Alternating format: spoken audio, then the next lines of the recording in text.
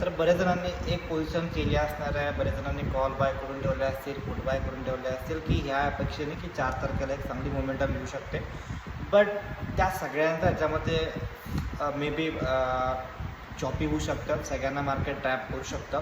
कारण की सिम्पल आहे, इंडिया विक्स एवढा वाढला आहे. त्यानंतर ॲट द मनी जर का तुम्ही बघायला गेला आजच्या डेटला पण ॲट द मनी ऑलमोस्ट फ्रायडेला जर का तुम्ही बघाला तर ₹900 ₹1000 आसपास ॲट द मनीचे प्राइजेस आहेत. म्हणजे विचार करू शकतो तुम्ही की मार्केटच्या जवळ किती स्पेस आहे. ॲट द मनी हा मोस्टली 4 तारखेला ॲक्च्युली फिन निफ्टीमध्ये एक्सपायरी आहे, बट बँक निफ्टीचे 5 तारखेला एक्सपायर आहे. बट त्या टायमिंगच्या आसपास जर का तुम्हाला ॲट द मनी ₹50 ₹60 जर का भेटले तर त्यामध्ये अशी गोष्ट आपण करू शकतो.